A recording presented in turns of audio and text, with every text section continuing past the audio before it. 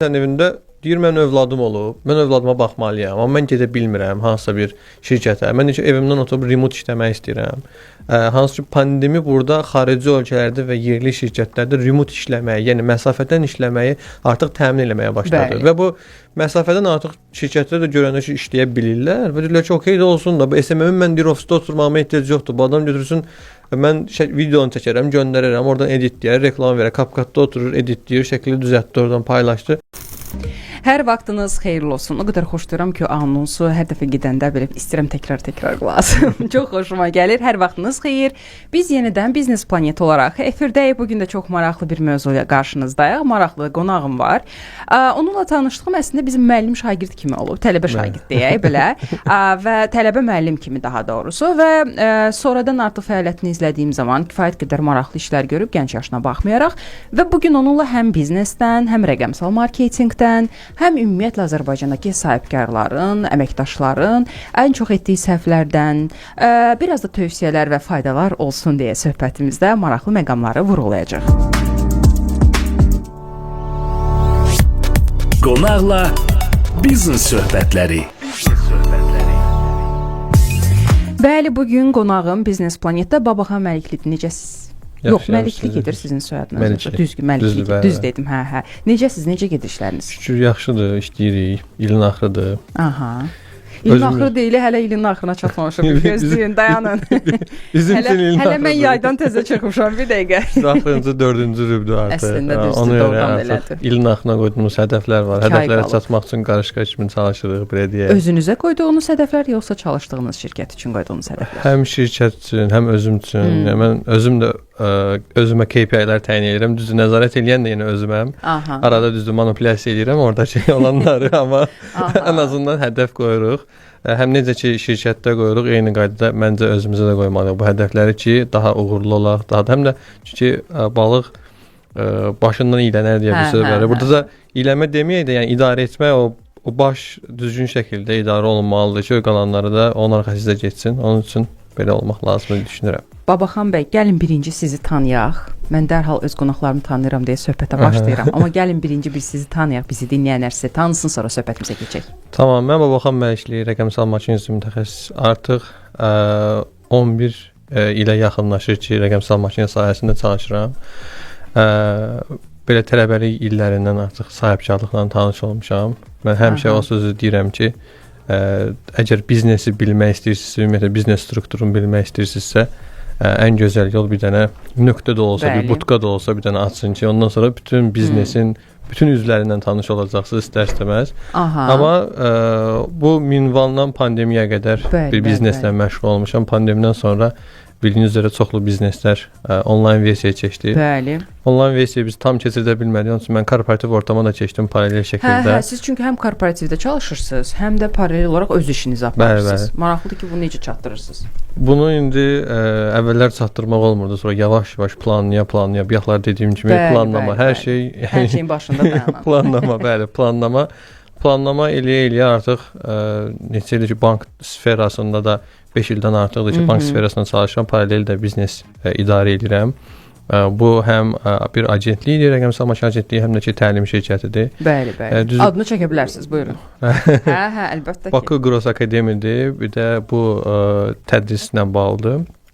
Əlavə olaraq da Digital Hero rəqəmsal maşın agentliyidir. Hal-hazırda isə Paşa Bankda çalışıram. Rəqəmsal maşın agentliyi. Əla, kifayət qədər yaxşı fəaliyyətiniz var. Maraqlıdır ki, indi necə çatdıracağınızı da soruşacağam. Necə çatdırdığınızı da soruşacağam. Amma buna keçmədən əvvəl, bəli, biz bugün rəqəmsal agentlikdən, rəqəmsal marketinqdən, idarəçilikdən, fərqli sahələrdən danışacağıq. Amma başlamadan əvvəl maraqlı bir faktı paylaşmaq istəyirəm. Data Reportal'ın hesabatına görə dünyada hər bir internet istifadəçisi gündə orta hesabla 2 saat 23 dəqiqə sosial mediada vaxt keçirdir. Bu isə o deməkdir ki, rəqəmsal marketinq artıq brendlərin lüksü deyil, həyatda qalma mexanizmidir. Bununla razısınız yoxsa yox? %100 razıyam. Çünki ümumiyyətlə belə deyək də, insanların əksəriyyəti internetdədir, ümumiyyətlə sosial medialar daha çox istifadə edirlər.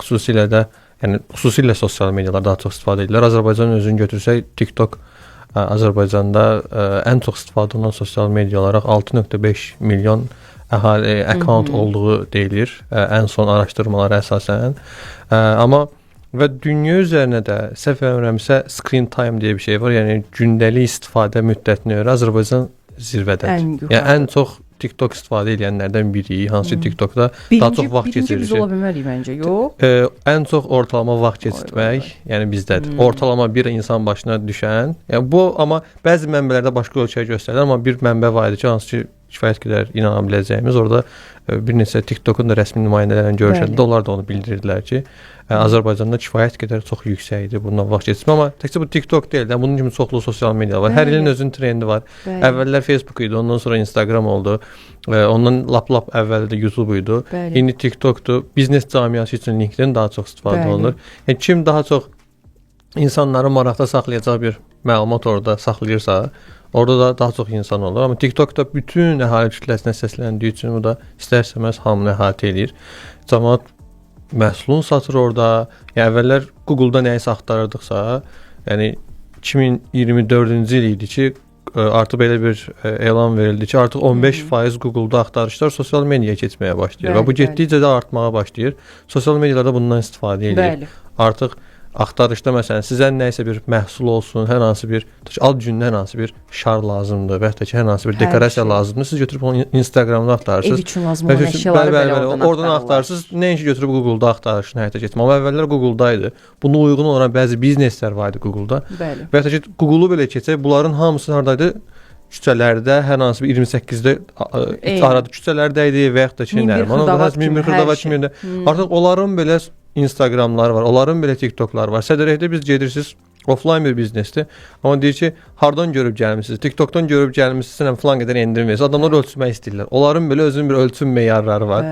Oradan ölçmə həyata keçmək istəyirlər və bu əslində pandeminin bizə gətirdiyi bir şərtlərdir. Çünki pandemiyada gördülər ki, artıq biz sata bilmirik. Lockdownda hamı evində oturub. Amma görürlər ki, Instagramdakı kimsə çatdırır, yəni və onu satır. Və insanlar dedilər ki, bəli, biz bundan məşğul ola bilərik. Qiymətlər də qalxdı buna paralel şəkildə. Bir çox hətta qənaət etməyə başladı. Nə baxımdan əlavə yerlər açmırdılar, onlayn biznes açırdılar. Bu da onların icarə haqqını, əməkdaş saxlamaq haqqını hamısını azaldırdı aradan və dedi ki, neynirəm, əlavə bir mağazam var. Elə Sədərəkdə olanlardan bir çoxu ilə danışdığımız zaman görə əsas biznes ordadır da. Yəni həqiqətən əgər bazarın nəbzini tutmaq istəyirsinizsə Sədərəkdir. Belə tipli bazarlara gedib soruşmaq lazımdır. Baxırsan deyir, neynirəm, bir mağazam var, onlayn satışımı da edirəm TikTokdan, şəhərə də çatdırıram. Axşama deyir, yığıram buradan sifarişləri, axşam bir dəfə göndərirəm, orada da metrolara çatdırılma ilə əldə edirlər. Baxırsan ki, adam haqqın yolunu tapıbdır. Təbii ki, amma yenə də biznes, yəni biznesin satışı problem deyil. Onlar da yaxşı işləyirlər, amma tam təkmil deyillər. Məsələn, böyüməyə pay artırmaq, bazardan pay almaq, nə bilim, biznesi böyütmək kimi yox, gündəlik satışım yaxşı olsun. Təbii ki, amma Trendyol bazara girdikdən sonra çoxsu, hansı ki, düzdür, Sədərəyə təsir eləmədi Trendyol. Trendyol təsir edən başqasıdır. Ona Temu təsir elədi. Yəni Temu oradan artıq insanlar özü üçün masa sifariş verməyə başladılar. Hətta Trendyol Azərbaycanda çatdırmanın birbaşa özü eləyəndə artıq soyuducu sifariş eləyəndə qaz plitəsinə qədər artıq oradan sifariş eləməyə başladılar və görürlər ki, rəqabət var və hətta təhlükə. Eyni şəkildə sözünüzə qüvvət. Deməli 2023-ün yanvar ayında Türkiyə səfərimiz oldu işlə bağlı. Elektronika satan brendlərdən biri Trendyol üzərindən Azərbaycana satışı dayandırmışdı. Yəni düşünün ki, o satışı dayandırmışdı ki, Azərbaycan qiymətləri ilə üst-üstə düşmür, oradan sifariş gəlir, buradakı ofis əziyyət çəkirdi, ondan da qadağan edilmişdi. Və burada sahibkarları qorumaq üçün dövlət tərəfindən bəzən tənzimləmələr olur. Azərbaycana sırf birbaşa çatdırılmada, hansı ki, həmin şirkətin Azərbaycanda ofisi varsa, onlara birbaşa seçə bilmirdiniz, o məhsulları təyin edə bilmirsiniz. Səbətə elə bir əlavə eləmişsə, bu tərəfə dəyişirsə, Türkiyə Azərbaycan dəyişdiyi zaman görürsə o məhsullar yoxdur. Niyə? Çünki o Azərbaycanda var deyə Azərbaycanda qorumaq istəyir buradakı sahibkarı. Amma bu da tarix göstərir ki, dövlətlərin belə bir siyasət həyata keçirtməyi enində sonunda uğursuzluğa gətirib çıxardır. Çünki burada da sahibkar rahatlaşır ki, rahatlaşır və deyir ki, mən ehtiyacım yoxdur rəqabət aparmaq üçün keyfiyyəti yüksəltməyə. O zaman buradakı sahibkar da keyfiyyətini yüksəltməsi lazımdır. Keyfiyyətini yüksəltməlidir ki, ona gəlib çatsın, o qiymətdə verməsi lazımdır. Və yaxud da ki, sən oradan, yəni o dövr bitdi də, getirim hansı xarici ölkədən gətirim, üstünə biraz pul qoyum və götürüm satım. Elə bir şey yoxdur. Dəyəri burada yarat. O əlavə dəyər burada yaransın və Azərbaycan nə qədər kimdənsə paltar alıb, nəsə satıb biznesi bunun üzərinə quracaq. Biz qonşularımızdan götürək və başqa günsə texnologiya keçməmiz lazımdır. O paltar məsələsində digər bir şeydə yerli istehsal. Amma yerli istehsal da hər şey yerli istehsal da olması lazım deyil. Məsələn, həm də olmalıdır. Mən onun tərəfdarıyam. Demirəm olsun hər şey, amma həm də olmalıdır. Bu seçim mənim seçimim olsun ki, mən istəyirəm yerli istehsaldan alış-veriş edirəm, istəyirəm də başqa bir ölkədən. Rəqabət competitive advantage deyilir. Porter nəzəriyyəsində belə bir şey var ki, bu ölkənin həmin məhsulları istehsal etmək həqiqətən də onun rəqabət üstünlüyü gətirirmi yoxsa yox? Azərbaycanda məsələn alüminium poladın istehsalı üçün 3 dənə önəmli maddə var ki, onun ikisi Azərbaycanda var, biri amma Azərbaycanda yox. Amma o Azərbaycanda yox, xaricdən götürüb aldığımız zaman da yenə daha başa gəlir. Çindən bunu götürüb biz alsaq daha 2 qat daha ucuz başa gəlir. Onun üçün də istər-istəməz yəni nə gərək var Azərbaycanda istehsal etsən. Bəzi şeylər var ki, texnoloji bir şeylər. Yəni də təbii ki, söhbət ondan getmir. Mən demirəm məhz polad istehsalı ilə məşğul olsunlar. Amma elə şeylər var ki, niyə də olmasın? Niyə Azərbaycan brendi olmasın? Gəlin baxaq ki, Türkiyənin bazarına baxaq da ən yaxın. İstər müəyyən markalar var ki, Waikiki olsun, Cotton olsun, ondan sonra Defacto olsun, hamısı Türkiyənin markalarıdır və qlobala da çıxıblar. Niyə də Azərbaycandan da bu şey çıxmasın? Azərbaycan pambıq istehsal edən ölkədir və xaricdə satırıq biz. Yəni kifayət qədər kənd təsərrüfatları satırıq. Onu niyə Azərbaycanda mövsümü yaşayan bir ölkəyik və nəzərə al ki, hər 4 mövsüm üçün də geyimlər hazırlaya biləcək bir ölkə. Ona görə belə şeylərə baxanda, dediyiniz kimi polad istehsalı yox, amma bu şəkildə olar. Babaxan bəy, uzun müddətdir artıq bu sahədə çalışırsınız. Mənə maraqlıdır ki, bax, bu 5-10 il ərzində rəqəmsal dünyada Azərbaycan olaraq nə dəyişikliklər baş verib? Hardan hara gəlmişik? Nə dəyişdi? Mən 2015-ci ildən bəri rəqəmsal marketinqlə məşğul olmağa başlamışam, amma o vaxt adı rəqəmsal marketinq deyil, marketinq deyirdilər. Və belə bir kanallarda var idi. Sonradan yavaş-yavaş zaman keçdikcə birinci növbədə 2015-də Google bizim özümüz üçün tarixlər necə xronologiya varsa, bizim də tariximizdə Google'un Azərbaycan dilini qadağan eləməyi deyə bir dənə tarix var. Azərbaycan dilini qadağan eləyici belə bir reklam verənmərsiniz. Ondan sonra biz ona uyğunlaşmağa çalışırıq. Ta ki günümüz 2025-ci ilə qədər. Söhbət burada bizi dinləyənlər üçün, yəni ə hərfləridir, ü hərfidir, r hərfləri yox. Onların əvəzinə biz əvəzləyici e-dir. Reklamlarda. Sırf reklamlarda, reklamlarda istifadə. Düzdür. Bizdə də nəyə qadağa qoyulursa, biz də istərsimiz ondan yayınmağın yollarını tapırıq. Yavaş-yavaş başladıq. Sizdə var idi, yadımda dərsdə siz izah eləmişdiniz ki, var idi belə bir şeylər. Yəni bunun üçün Google-u allatmaq üçün də indi bəzi yollardan istifadə edir. Allatmaq deməyək də, yəni sistemdəki olan boşluqdur. Bunu istifadə eləmirlər. Biz də onun nə vaxtsa nəzarət eləyəcəklər yoxsa yox, amma inşallah biz də dua eləyirik ki, yəni dua eləmirik. Qanuni eləyərlər. Qanuni eləyə, bəli. Google da Azərbaycanda onun da səbəbi ondan ibarət ki, daxili təlimatları var. Azərbaycanda təlimatı yox idi. Support, yəni dəstəyi Azərbaycanca eləməliyəm. Hansı ölkə dildə mən xidmət göstərirəm, o dildə dəstək verməliyəm. Orada ofisləri olmadığı üçün və təlimatlar olmadığı üçün və sərf eləmir ümumiyyətlə Google. Çünki Azərbaycan bazarı onlar üçün çox da böyük bir bazar deyil. Çünki biz 10 milyonluq əhali olsaq belə 5.4 milyon da internet istifadəçisi var. Sırf Google-un özünün istifadəçisi, Google-un verdiyi datalar 5.4. 10 milyonun 5.4-ü Google istifadə edir deyə Google Ads-in özünün içərisindəki datadır bu. Əslində yenə də azdır deyə. Nəzərə alsaq ki, 2 milyon uşaqdır, yaxşı 2-3 milyon uşaqdır, yerdə qalan 2 milyon maraqlıdır ki, niyə istifadə etmir, necə istifadə etmir? Yəqin ki, başqa alternativ ya da ki, ümumiyyətlə Google-a daxil olmurlar. Yəni bəlkə illik orada data götürürlər. İndi o bəlkə də unikal şəxs olaraq da gedirlər. Məsələn, TikTokun 6.5 milyon olmağı adama qəribə gəlir ki, necə Google üçünsə. Amma orada da verilən 6.5 də çaşdırıcıda unikal şəxsin sayı deyil o. Bir nəfər məsələn 5 dənə akkaunt açıbsa, onların hamısını hesablayır orada. Biraz orada manipulativ rəqəmlərdə də oynamalar eləyiblər. Amma ümumiyyətlə götürsək tarix baxımından pandemi çox böyük bir dönüşüm oldu bizim üçün. Çünki pandemiyə qədər bu sahəyə çox da önəm vermirdilər. İnsanlar deyirlər ki, bu nəyə lazımdır, nə üçün bu istifadə olunur ümumiyyətlə. Və hamısı SMM başlığı altında sonradan yavaş-yavaş birləşmə SMM şirkətləri falan anlayışı gəldi. Sonra gördülər ki, SMM şirkət olsa belə bularsız işimiz getmir. Və bunlar olmadan bir biznesimizi davam etdirə bilmir. Çünki bunu reklama vermək lazım. Özü reklam verir ki, daha çox pul çıxır, düzgün kontent yazmır, özü dizayn düzəldir, yalandan Canva'da falan paylaşır oradan. Görür ki, nəticə yoxdur. Çünki bir professional görsənmir. Yəni biz pandemi dövründə çoxlu bizneslərlə işləmə imkanım oldu. Biz agentlik olaraq çoxlu şirkətlər, gözəllik salonundan tutmuş, çatdırılma şirkətinə qədər hansı pandemidə nə gedirdisə, məsələn, klinika işləri görürdük biz. çox maraqlı məsələn işlər orada.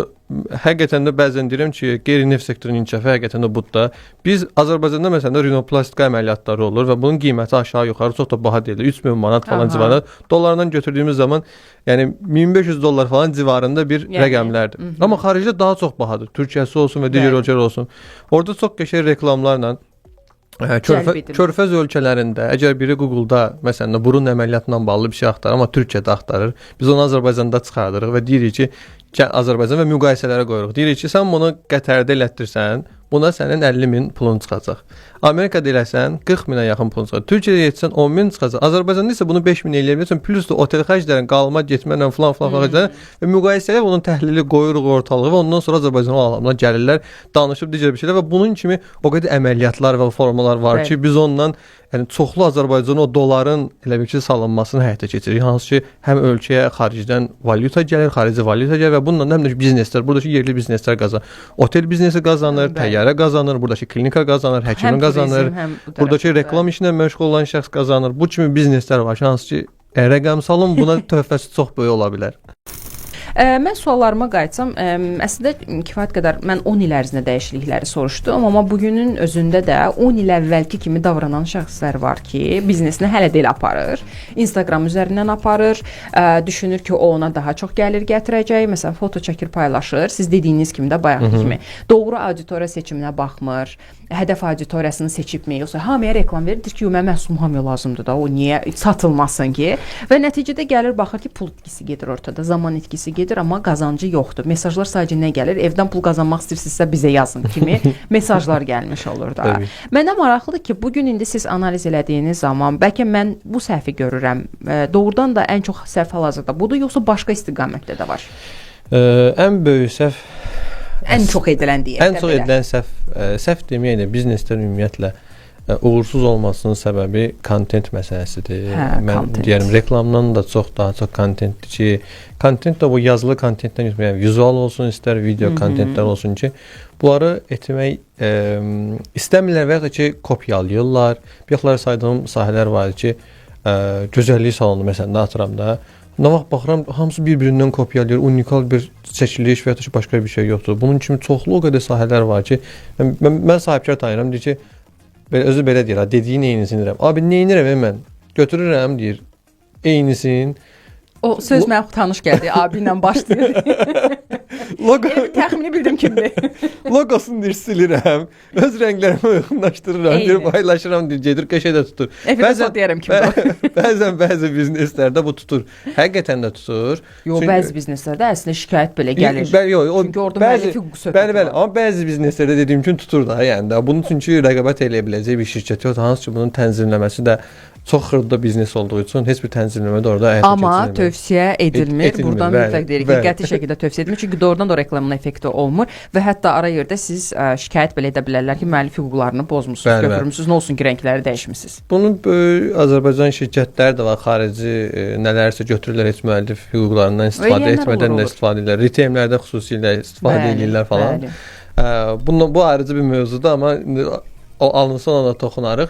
Amma ümumiyyətlə belə deyək də götürsək, bir bizneslərin əsas səhvləri kontentdən ibarətdir ki, keyfiyyətli kontent istehsal etməlidir. Keyfiyyətli kontent istehsal etdikdən sonra onu düzgün şəkildə auditoriyaya çıxartmaq lazımdır. Bir də ki, ən böyük səhvlər sadəcə Instagrama fokus olduğun zaman retargeting edirsən, yenidən hədəfləmə edə bilmirsən. Yəni bizim xaricdən ciddi şəkildə fərqlərimiz ondan ibarətdir ki, Azərbaycanda kartla ödəniş hələ də çox da vüsət almayıb. İnsanlar kart-to-kart eləyirlər. Yəni bu kartla ödəniş deyil. Sadəcə siz kəşi onlayn versiyada bir-birinizə göndərirsiniz. Güvən problemidir, yoxsa nədir sizcə? Bu güvən problemi yox. Ümumiyyətlə, düzü bank sektorunun da biraz burada rolu var. Biraz faizlər daha aşağı olmalıdır deyə düşünürəm. Mən faizlərdən də daha çox təhlükəsizlik məsələsində ehtiyat etdiklərini düşünürəm. Yox, kart-to-kart eləyirlər. Yəni nağd məsələsi deyil. Yəni mən sizi tanıyıram, Azərbaycanlısınız və eləyirəm. Amma hesaba girdiyin zaman hansısa bir sistem açılırsa və sən kart danılarını ora yazdığın zaman bu təhlükəsizlik baxımından riskdir. Burada da bəzi saytlar, yəni düzü Azərbaycanda o saytlar yoxsa HTTP var, bir də HTTPS var. SSL sertifikatıdır. Hansı ki, HTTP olan saytlarda sən kart məlumatı daxil etsənsə 100% o Afrikalı birinin əlindən keçəcək. Yəni o variantı yoxdur. Çünki arada kodlaşdırma, yəni qoruma məsələsi yoxdur. Yəni 100% araya kimsə girib oradan sən kart məlumatları o saytın özü belə götürməsə, başqası daxil olub nəsə bir yollarla onu götürə bilirlər. Kart məlumatları haradasa ilişir, qalır. Belə bir A nöqtəsindən B nöqtəsinə gedəndə kodlaşdırma olaraq gedir. Bu sertifikat olmadığı zaman kodlaşdırma çox zəif və ya ki olmur və avtomatik o kart məlumatlardan istifadə edə bilərlər. Bu üçün problem. Amma HTTPS isə düzü texnologiya inkişaf etdikcə hakerlər də inkişaf edir. Ona qarşı mübarizədə 1-0 öndədirlər. Bəli, onlar 1-0 daha öndə olurlar. Biz sonradan onu kəşf edirik ki, yox 1-1 eləyir. Ondan sonra görürsüz bir dənə də vurdular 2-1. Biz indi vaxtımız gedir ki, gedək bunu. Çünki bununla məşğul olanlar da heç də ağılsız insanlar deyillər və kifayət qədər də ağıllı insanlardır və bundan görür ki, mən bundan daha rahat qazana bilərəm. Keçən bir reklamda gördüm. Nə idi? Məsələn, bizim ölkədə QR kodla ödəniş yoxdur da, çox da yayılmıyor. Amma Hindistanda QR kodla ödənişlər var. Adam hansısa bir mağazada QR kodla ödəniş var, öz QR kodunu gəlib yapışdırdı beləcə. Tam ora ödəyir. Oradan ödəyir. Görür ki, hər yerə yapışdırdı, evində oturub görür ki, tap gəlir pullar. Düzdür, o biraz xəyal ürünüdür. Yəni bir reklam xarakterli çəkilib, amma bir gündən sonra tutacaqlar da. Sən öyrənəcək ki, mənə pul gəlmədi, anında niyə gəlmədi? Amma orada bu varsa, burada da yəni bəzən elə bir şeylər eşidirik ki, yəni kiber təhlükəsizlikdə işləyən, ümumiyyətlə o sahə üzrə təlim verən təlimçi dostlarımız var. Deyir ki, bilirsən amma baxan nələr var, yəni nələr eləyirlər, nələrdən istifadə edirlər. Tezəcə WhatsApp-a falan keçiriblər, nə bilim. Bəli, çox WhatsApp akkauntlarını falan ələ keçirdilər. WhatsApp-ı da ələ keçirdilər. Hamı bir-birinə kart göndərib, bir dənə oradan data vururlar. Başıma gəlib eyni şəkildə. Əslində mövzumuz o deyildi, amma prodüserimiz Simranədən də xahiş edəcəm bu mövzunu mütləq qeyd eləsin ki, biz bu məsələyə də toxunaq, çünki məncə faydalı bir mövzu olacaq. Hətta belə bir şey olub ki, iş yoldaşımdan mesaj gəlir ki, bəs mənə təcili 100 manat göndərə bilərsən. Mən yazı tərzindən tutdum ki, bu iş yoldaşım məndən bu tonda danışmır və bu şey zəng elədim birbaşa, deyir, mən sənə mesaj yazmamışam və dərhal tutdum. Məlum oldu ki, 3-4 nəfər də yazıb, onlar hamısı pul köçürdü. Bir də mən köçürdüm. Orada dedim ki, ayıq olmaq lazımdır. Çünki doğrudan da insan bilmir və dəstək olmaq istəyir. Mən yazı tərzindən sadəcə tutdum ki, bu mesaj ondan gəlməyib. %100 ondan gəlib. Yəni salamatlıqdır ümumiyyətlə. Ona görə çox diqqətli olun. WhatsApp-ınızı paylaşmayın. Gələn hər mesajı açmayın. Açmısınızsa da cavab yazmayın. Hər bilmədiyiniz linkə basmayın. Bunu dəfələrlə deyirəm. Hətta çox düzdür, mövzumuzdan kənar çıxırıq, amma səsi kopyalamaq belə var. Bəli. Yəni insanlar sizin doğmalarınızın səsini kopyalayıb onların səsi ilə belə sizdən pul və yaxud nəsə istəyənlər olur. Ona görə də birinci özünə adboy verin, təzədən zəng vurun. Belə bir söz var, deyir, yalançı tamahkiri alladır həmişə. Kim daha çox pul qazanmaq istəyirsə və nəsə sıfırdan heç nəsə pul qazanmaq istəyir və çox vaxt onlar təlliyə düşürlər. Çünki görürəm ki, çox vaxt bir ali savadlı olmayan məsələn şəxslərdə, hansı ki bir tanışım da rayonundan olan bir qohumumdur, görürəm ki Telegramda mənə link göndərdi, hansı bir link göndərdi. Başa düşürəm ki, nəyisə klikləyib, görürəm ki nə qədərsə yardım ayrılır hamıya, klikləyin bura. Klikləyib oradan Telegram ələ keçirilib, öz dostu kontaktında olan hamıya eyni SMS göndərilib. Ona kliklədə onlar da ələ keçirilir və bu minvalla belə bir problemlərlə qarşılaşırlar. Bunu belə deyək ki, baş verməməsi lazımdır və ona diqqət eləmək lazımdır. Mövzunun kontekstdən kənara çıxmamaqla belə olduq, amma sahibkarların ən əsas dediyim kimi o retargeting məsələsi var ki, bunu həyata keçirmirlər. Xaricdə görürük, çox yaxşı bunun örnəkləri var. Bir dənə trend yola nəyəsə baxırsan, görürsən, gedən kimi qara-qara səni izləməyə başlayır. Filan bir şey. Bunun hamısı retargetingdir və bu xüsusi olaraq məsələn Meta Business Manager ilə bunu eləyə bilərsiniz. Və ya TikTokun özündə adi hamı boost düyməsini klikləyir, reklam verir, amma bunun TikTokun adicə menecer accountu var. Bəli. Bunun düzdür, Azərbaycanda hal-hazırda Azərbaycan ölkə olaraq qeydiyyatda deyil, xarici ölkə nömrələrlə falan qeydiyyatdan keçir. Ya da ki Azərbaycanda amma indi məncə dəyişir artıq var. Azərbaycanda 2 dənə bunun TikTokun rəsmi nümayəndəsi var. Onlar vasitəsilə account yarada bilirsiniz. Bəli. Amma Azərbaycanda birbaşa daxil olub yarada bilmir. Onun üçün xarici ölkə seçib başqa nömrə daxil etməsi, çünki kod gəlir, o kodu yazmalısınız, belə bir nüans. O da heç də təhlükəsiz bir yol deyil. Çünki sabah bir gün təzədən o nömrədən istifadə olmaz. Düz bu qohumun tanışın ola bilər, istifadə edə bilirsən, amma heç də yaxşı bir yol deyil. Çünki akkauntlarda bəzən bloklamalar olur. Bunun biz Amazon və başqa ölkə, yəni eBay-də falan görmüşük. Başqa IP-dən sən daxil olduğun zaman və ola görə ki, sən Türkiyə akkauntsa, Azərbaycandan daxil olsan, bəzən akkauntları bloklayırlar sırf buna görə ki, sən təhlükəsizlik, kimsə oğurlamısan bəlkə. Bu kimi nüanslar olmaması üçün çalışmaq lazımdır ki, hamısını tam rəsmi qaydada, ümumiyyətlə rəsmi nümayəndələr kimsə onlara müraciət edib, ona uyğun reklam verirsən. Amma yenə də böyük problemlərdən biri retargeting, yəni görürəm. Reklamı adi qaydada verirlər. targeting bəzən bəzi bizneslərdə məsələn Google yox, Meta son bir il yarım bundan əvvələ qədər deyirdi ki, heç bir seçim seçməsin. Targeting eləmə, mən səni daha uyğun şəxsə çıxaracağam. Deyir, səni izləyənlərə əsasən mən səni deyir, amma artıq onu yavaş-yavaş yığışdırmağa başlayır, çox da effekt verməməyə başlayır. Siz dediyiniz o Instagramda nə bilim xanımlar üçün şeydir, postlar evdən oturaraq iş elanı, nə filan bir şey, çox hansı ki yenə dələduzluqla bağlı olan kommentlər gəlir, iş elanları, kimsə işə müraciət edir. Bu kimi nüanslar yox, yaxşı deyil. Bir də bir nüans var. Məsəl üçün post paylaşan kimi əməkdaşlara göndərilir ki, hamınız başlayın bəyənməyə və eyni şeyi gətirir, çıxardır, onların qarşısına da çıxardır. Məsələn, o da bir problemdir ki, bunu etməməlisiniz. Real müştəri sizin postunuzu bəyənməlidir.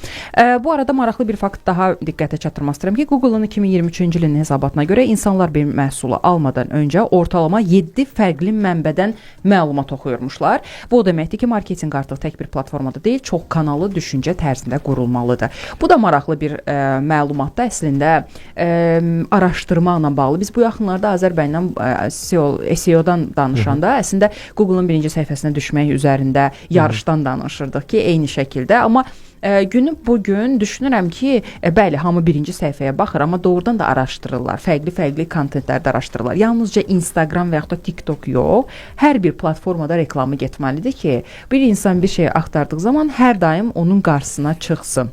Bəli. Yox? Bu çox kanallı marketing, omnichannel marketing anlayışıdır ki, hansı ki son 2 ildir ki, çox aktuallığını qoruyur, öz aktuallığını qoruyur və bir adam ümumiyyətlə bir məhsul almaq üçün heç də bir yerdən bunu baxaraq gəlmir. Məsələn, mən mütəllim deyirəm və bilirəm ki, bunu kimsə tövsiyə edib. X bir adam tövsiyə edib. Bax, rəqəmsalıq qoyuruq qırağa. Bu adam həm də Google-da axtarır. Google-da mən onun qarşısına çıxmalıyam. Reklamla bir baxır. Ondan sonra aşağılara düşür, görüm ki, organikdə nə var, başqa şirkətlər. Onlara da klikləyir. Oradan da baxır. Sonra gedir Instagramda bunun qarşısına bir dəfə də çıxardırır. Facebookda da bir dəfə çıxardırır qarşısına. Bir dəfə bəzən əgər onun bazası varsa, məsələn, SMS göndərir. Bir e-mail göndərir. Ondan sonra gəlir, deyir ki, okey də mən qoşulmaq istəyirəm. Və bunu ölçmək üçün əgər sənin satdığın məhsul onlayndırsa və sənin saytın üzərinə həyata bunu keçirirsənsə, bunu biz attribution modeling deyə bir anlayışa Google Analytica-nın içərisində, Google Analytica for Property-də G4 adlandırdığımız bir platforma var. Google Analytica-da bildiyimiz amma son versiyası. Orada attribution model var və sən müştərinin conversion path deyə bir şey var. Yəni baş vermiş satışın ayaq izlərini görə bilirsən. Və müştərinə baxırsan ki, ən çox ayaq izi hansı formada olub. Görürsən ki, məsələn, adam bir dəfə Instagrama girib, sonra Google-da reklamdan gəlib, sonra direct olaraq daxil, birbaşa saytına daxil olub və məhsulu alıb. Və adətən burada da bunun hesablama üsulları var. Last click, first click deyə. Sahibkarlar indi onlardan ikisindən birini hesablayırlar, amma ortada gedənlərin heç biri nəzərə alınmır bəzən. Məsələn, sahibkarın elədiyi səhvlərdən biridir. Başıma gəlmiş bir hadisədir. Google Analytica adətən last click-lə verir, yəni ən sonuncu ilə. Biz o boyda sahibkar üçün Instagramda reklam vermişik. Yəni çoxlu, yəni və sayta gəlib. Google-da reklam vermişik, Google-da organikdə çıxmışıq. Amma müştəri məhsulu almaq üçün həmin vaxt pulu olmuyor. Instagramda daxil olanda pulu olmuyor. Maaşı çünki almayıb. Amma marağında yadında qal. Maaşı alıb Google-da axtarıb.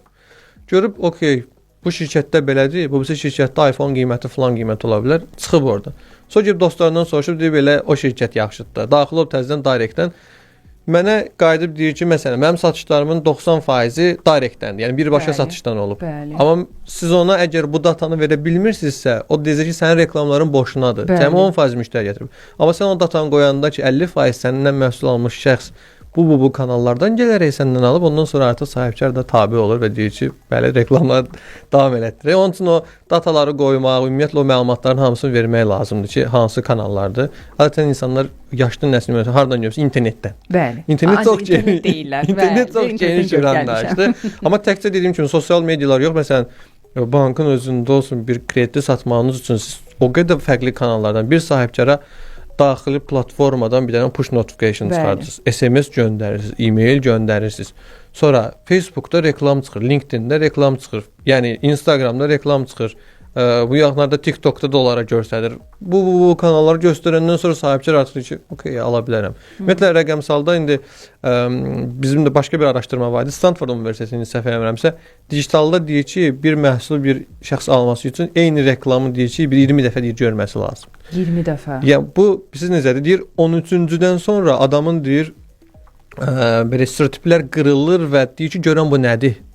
Yəni bu elə bir bunu bir fəlsəfədə bir ideyanın ümumiyyətlə cəmiyyətdə qəbul olunmasına bənzədir. Birinci inkar olunur, sonra şübhə ilə yanaşılır, ondan sonra cəmiyyətdə bu təsdiq olunur və qəbul olunur. Bu da eyni qaydada. Birinci biz inkar edirik və bu 13-ə qədər inkar prosesi gedir də. Yəni də sən bir dəfə göstərdin deyil də, yəni bir neçə dəfə göstərmən lazım. O inadkarlıq məsələsi var. Amma maraqlı olmalıdır təbii ki bu. Ondan sonra isə yavaş-yavaş artıq maraq yaranır. İnsanlara maraqlanır. Əgər məhsulun da yaxşıdsa, maraqlananda əgər və şərtlərin də sonradan yaxşı olacaqsa, təbii ki o ən sonunda alacaqlar. Bu 20 indi şərtli bir rəqəmdir. Bu hər il dəyişilən bir şeydir və hər ildə daha da çoxalır bu rəqəm. Yəni insan artıq o qədər notification görür. Bəli, məlumat çoxluğundan. Məlumat da səbəb ondan ibarət ki, əvvəl bir dənə nə var idi? Mail.ru var idi. Daxil olduğumuzda sonradan bir dənə Facebook çıxdı. Facebookda görürdün nəyisə və ondan sonra alırdın yoxsa almırdın. Ənənəvi bir də televizor var, televiziya var idi, radio var idi. Çox yox idi. İndi bunların üzərinə bir Instagram gəldi, sonra TikTok gəldi, Reddit gəldi, bu tərəfdən YouTube gəlib. Hər yerdən o qədər informasiya gəlib ki, bir insanın attention rate məsələsi var da. Yəni bir adamın alması üçün attention duration, yəni diqqət müddəti, bir adamın bir şeyə diqqət müddəti nə qədərdir yəni də, o çox getdikcə azaldığı üçün bu kimi problemlərlə qarşılaşırıq. Mənə maraqlıdır ki, ən çox gənclərlə, tələbələrlə soruşanda, yəni belə deyək də, sorğularımız olanda mən istəyirəm biraz rəqəmsal tərəfindən belə bir şey bəhs edeyim ki, hər zaman müraciət etmək ki, mən rəqəmsal marketinq öyrənmək istəyirəm, mən rəqəmsal marketinq öyrənmək istəyirəm və mənə maraqlıdır ki, niyə ənənəvi marketinqdən daha çox rəqəmsala axın var? Halbuki mənim fikrimcə bu əslində ənənəvini öyrənib rəqəmsala gəlsə onun üçün daha yaxşı olar. Çünki rəqəmsal marketinqi sadəcə olaraq rəqəmlərdən, sadəcə olaraq reklam qoymaqdan, düzgün target etməkdən ibarət bilirlər. Amma əslində bu belə deyil. Rəqəmsal marketinqdə mövcud olan bir şirkət strategiyasının daxilindən götürüb özünün strategiyasını yazır, hazırlayır və bu şəkildə gedir. Yəni hansısa bir ayrı bir planet deyil də. Amma maraqlıdır ki, xüsusən də xanımlar arasında bu çox populyar olub. Niyə bu sualı verirəm? Çünki bilirəm ki, həm də təlim deyirsiniz bu sahədə. Ona görə maraqlıdır mənə ki, bu trend nə zamandan bəri belədir, yoxsa mən mi elə görürəm? Niyə bu qədər sevilir rəqəmsal? Belə deyək, 90% hal-hazırda məsələn öz tələbə qruplarımı belə fikirləşirəm. Bəzən olur ki 100%. Amma bir dənə həmişə bir dənə oğlan olur həmişə. Bir dənə oğlan olur. Allah var eləsin. Bir dənə, iki dənə oğlan olur da. Amma hamısı demək olar ki, əksəriyyəti xanımlardır. Bunun ümumiyyətlə bu 2020-ci ildən bəri baş verir və bu pandeminin də bura çox ciddi təsiri var. Səbəb ondan ibarət ki, evindən oturaraq işləmək məsələsi var. Və məsələn rayonun hətta qlobala belə işləyir. Bəli, oturub məsələn evində deyir mən övladım olub, mən övladıma baxmalıyam, amma mən gedə bilmirəm hansısa bir şirkətə. Mən necə evimdən oturub remote işləmək istəyirəm. Hansı ki pandemi burada xarici ölkələrdə və yerli şirkətlərdə remote işləməyi, yəni məsafədən işləməyi artıq təmin etməyə başladı. Bəli. Və bu məsafədən artıq şirkətlər də görəndə ki işləyə bilirlər və deyirlər ki, okey də olsun da bu SMM-in mən deyir ofisdə oturmağıma ehtiyac yoxdur. Bu adam götürsün mən videonu çəkərəm, göndərərəm, oradan editləyər, reklam verər, Kapkatda oturur, editləyir, şəkli düzəltdir, oradan paylaşdır və bunun xanımları ümumiyyətlə rəqəmsalı seçmə səbəbləri birinci növbədə baxsaq, rəqəmsal seçmək ondan görədir ki, bunu öyrənən kimi, məsələn də mən özüm 4 aya keçirik bizim rəqəmsal marketinq proqramımız. Birinci ay məsələn Meta, Instagram və digər sosial mediaların belə deyək ki, tərəfidir ki, bunu öyrənərək həmin şəxs çox rahatlıqla daha aşağı bir ödənişlə, amma freelance evindən oturaraq işləyə bilir. Və deyir ki, mən bundan iş tapa bilirəm. Sonrasında da biraz davam elətdirib öyrəndim ki, mən Google-u bildim, filan bir şey üçün yenə işləyə bilərəm.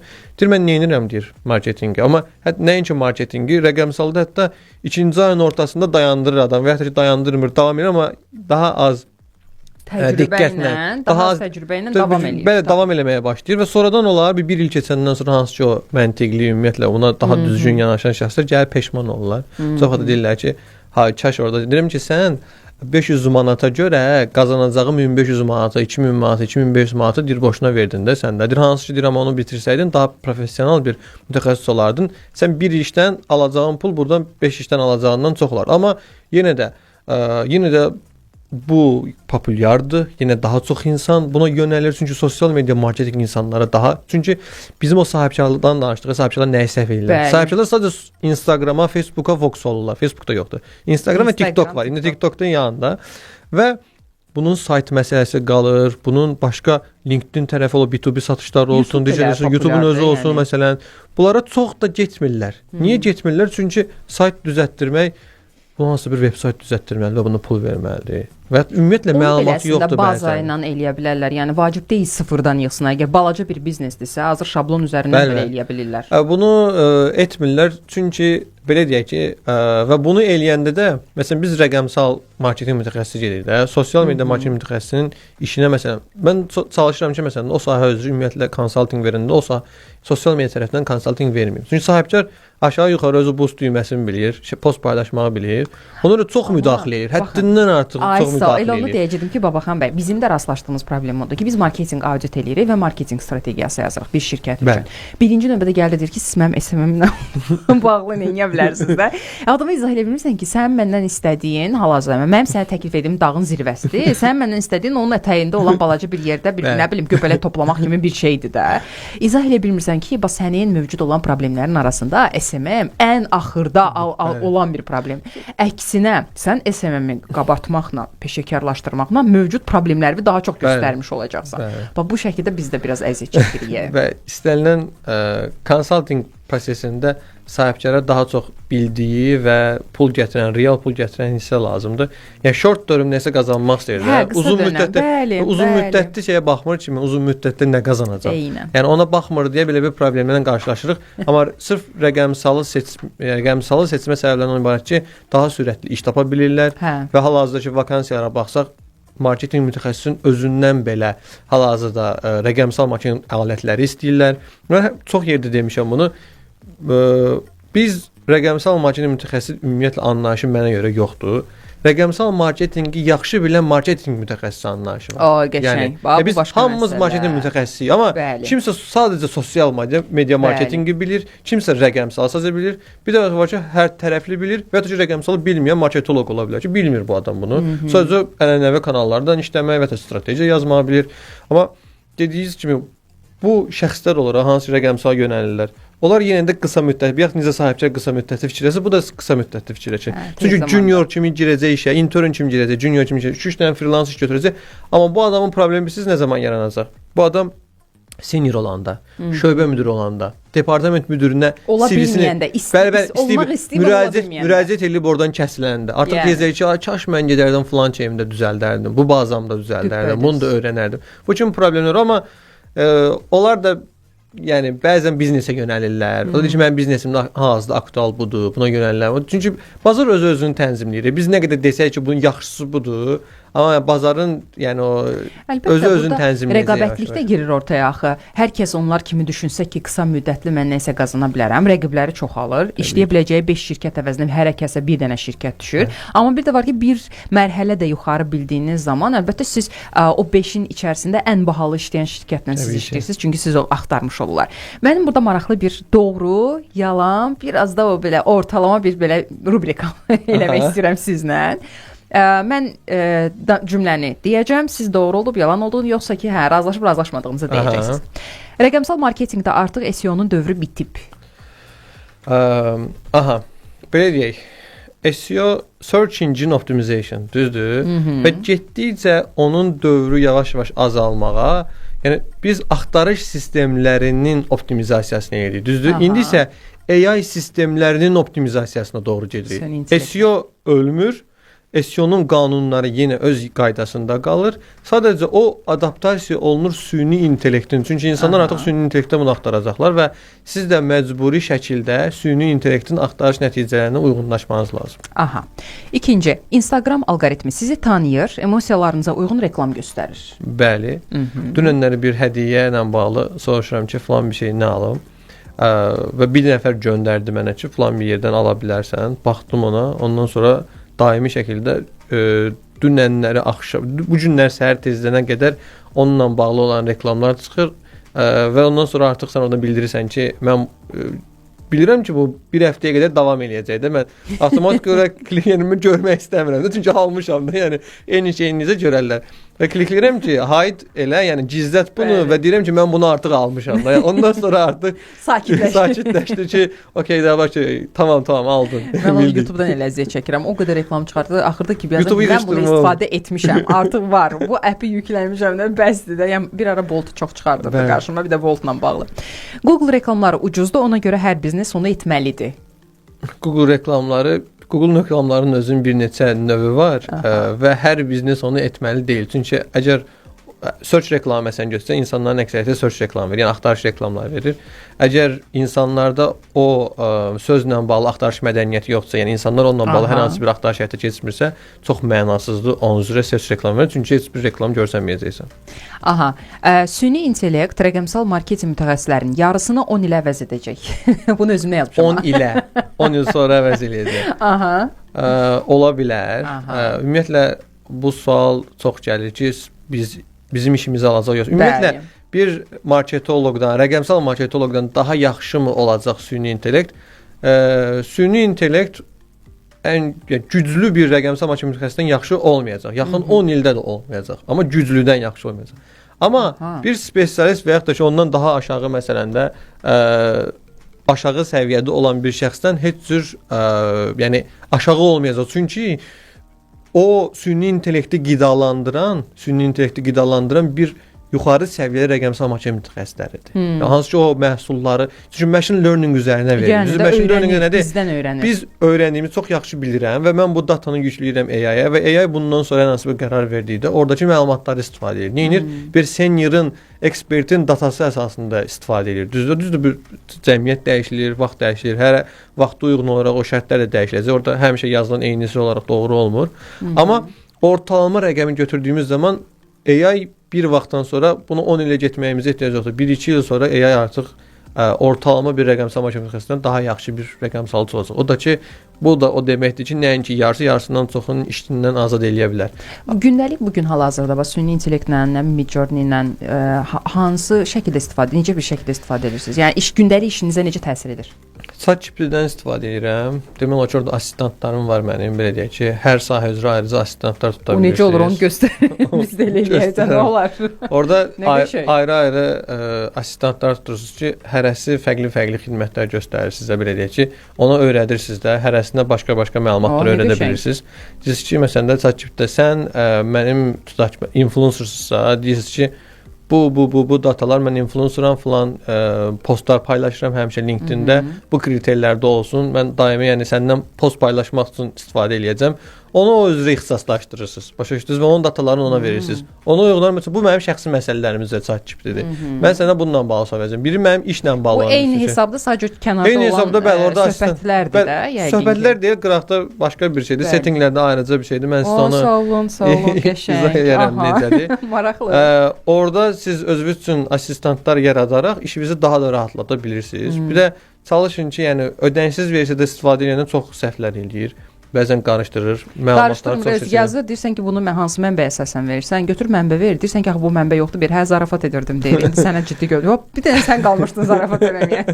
Bəzən yəni ödənişlidə də görmüşəm problem çıxır, amma ödənişli versiyada daha az səhv eləməyə meylli olur. Onun üçün ödənişli ümumiyyətlə, yəni əgər siz bundan pul qazanırsınızsa və heç də bu rəqəm aşağı deyilsə, sizin orada ödəyəcəyiniz pul $20 və $20 ödəyərək aylıq olaraq çox yaxşı nəticələr əldə edə bilərsiniz. Çünki çox adamı əvəz edir də, yəni kifayət qədər və bəzən post yazıram, indi assistant söhbətini təzələcəm. Mən özüm də təzə öyrənmişəm, siz indi desəydiniz.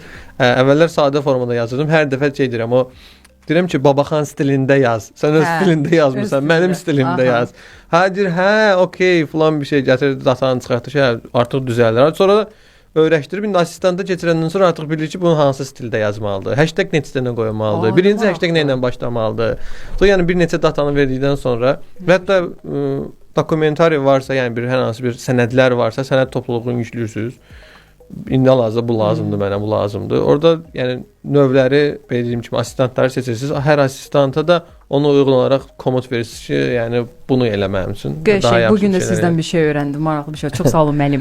Təşəkkür edirəm. Amma bundan başqa, yəni mənim özümün istifadə eləmədiyim, hal-hazırda özümün də öyrəndiyi, keçən dəfə dediyim bir 10 gün bundan əvvəl anamla tez-tez söhbət edirdim. İndi ümumiyyətlə gündəlik ev içərisində Gəlib yaxınlaşdı soruşur ki, bilirsən bu süni intellekt nədir falan, bu nə olan şeydir, bilirsən? Deyirəm ki, hə, bilirəm də. Məşğul olursan bundan? Deyirəm, məşğul oluram.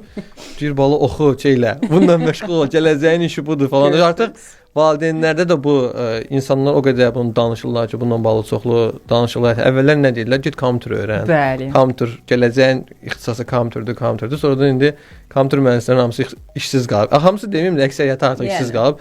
Kimlər həyatda survive eləyəcək, qalacaqlar? Süni intellektin özünü develop eləyən şəxslər olacaq. Hansı ki, məsələn, hal-hazırda özümdə onu öyrənməyə çalışıram. Süni intellekt botları yaratmaq. Keçən dəfə oturdum özüm normalda developeram biraz edirdim. Telegramda bir dənə bot yaratdım. Bir dənə sayt var, saytın linkini atıram. Avtomatik onun içərisindən mənim lazım olan şirkətlərin nömrəsi və e-maillərini çıxardır və mənə verir. Yəni hər komut verəndə, mən hər ora nəsə daxil edəndə 10 dənə şirkət verir. Məsələn demişəm ki, falan. Mən 1 saatımı apardı, 1 saat yarımı təxmin apardı. Heç bir kodlaşdırma eləmədim. ChatGPT-də yazdım ki, mənim istəyim budur. Reclip deyə bir dənə platforma var. Bunun kimi çoxlu, yəni Python kodlaşdırma bilsəydim, Python-da eləyəcəkdim, amma bunu ödənişsiz eləyəcəm bir free tool tapdım, alət tapdım. Reclip'də bunu yazdım. Oradan Telegram botuna çevirdim. Telegramda bir dənə bot yarattım. 3 dənə aləti istifadə edərək bir dənə bot yaratdım və mənim işlərimi rahatlaşdırdı. Yəni hansı ki internetdə gördüm ki, bunu eləyə bilirlər. Eləyə bilirsə mən də eləyərəm. Bu amma daha sadəsidir. Bir də bunları çıxara biləcəyiniz artıq şeylərə gətirib çıxarır ki, yəni süni intellekti də özünüz yarada bilərsiniz əslində. Və hansı ki bunu yaradandan sonra kimlərsə sata bilərsiniz. Hal-hazırda yeni bizneslər başlayıb. Yəni komment yazan kimi avtomatik orana mesaj gəlir. Kim nədir? Bunu bir bot yazıb. Bəli. Kimsə düzəldib, AI üzərindən qurulub. Əvvəllər bu arada əvvəllər də bəzi şeylər eləyirdik. Adı AI deyildi. Əvvəllər də hansısa kimsə chatda nəsə yazanda ona cavab verir. Əvvəllər də postun planlanması var idi. Hal-hazırda bəzi şirkətlər yanına bir də AI qoyur, adını qoyur ki, AI-dir. Belə deyil. Amma AI bizə əvəz eləyə bilər. Siz nədən qorxuram? Meta məsələsi var idi, metaverse anlayışı var idi, hype var idi və hype sonradan söndü. Kimlərsə torpaq sahəsi aldı, 2 sot torpaq aldım deyir. Mən dostluğumdan adamlar var idi. Mövcud olmayan tablolar alırdılar, mövcud olmayan NFT falan məsələsi var idi. Artıq düzü bir sönüb NFT anlayışı olsun. Amma pul xərcləyənlər var idi kifayət qədər. Bəli. Məşhur insanlar yatırım edirdi ora. Mənim Facebookda olan dostluğumda adamlar var ki, 2 sot torpaq almışam deyir, falan virtual nə bilim nədəsə. Əməli başda deyir pul verirdim deyir onun üçün. O da nəsə coin-a bağlıydı və sonradan çökdü sanki olar.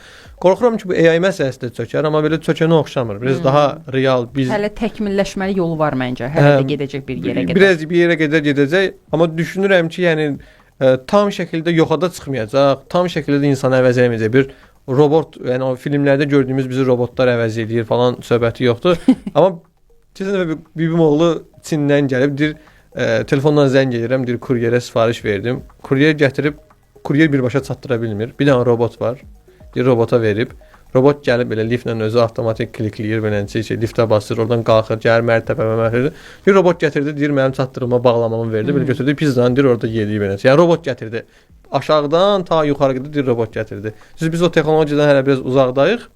Bizə də gəlib çıxacaq. Əlbəttə. Amma neçə ilə gələcək? O texnologiya gələnə qədər bəlkə başqa bir şeylər gəlib çıxacaq. Məsələn, bir yaxlar nədən danışırıq? Sahibkarlar sayt açmırlar. Yəni. Amma bir yaxlar nədən danışırıq? SEO artıq yoxa çıxmağa başlayır. Yəni sayt məntiqi artıq yoxa çıxmağa başlayır. Bəzən də açmasalar da olur. Bəlkə artıq o dövrə gedirik ki, bəzən də sayt olmadan da sayt yox artıq app məsələsi gəlib ki, sənin bir application olması lazımdır.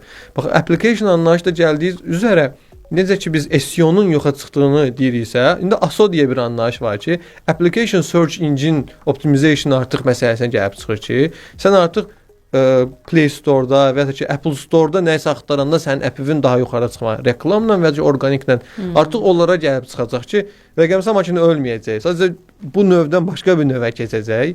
Biz süni intellekt hal-hazırda süni intellektdə nəyisə axtarırlar, düzdür? Onunla reklamlar çıxacaq çox güman ki. Onunla reklamı verəcək bir mütəxəssisə ehtiyac olacaq. Süni intellekt özünə reklam verməyəcək orada. Ola bilər rahatlaşdırsınlar Instagram ki, boost düyməsi, amma o boostun da daha yuxarısı, daha təkmil versiyası var. Onun üçün də yenə rəqəmsal ehtiyac olacaq. Onun üçün yavaş-yavaş davam eləyəcək. Çox təşəkkür edirəm Babaxan bəy. Çox maraqlı söhbət oldu, çox faydalı söhbət oldu. İnanıram və əminəm ki, bizi dinləyən hər kəs üçün də maraqlı oldu. Əgər söhbətimizə yaradan qoşulmusunuzsa, bilin ki, bu buraxılışı bütün versiyada Planet FM-in YouTube kanalından izləyə bilərsiniz. Çox təşəkkür edirəm. Çox sağ olun. Təşəkkür edirəm sizə dəvətiniz üçün. Bəli, bizim bugünkü buraxılışımızı dinlədiniz. Sabah yenidən eyni saatda fərqli qonaqla qarşınızda olacaq. Odur ki, özünüzə yaxşı baxın. Hələlik.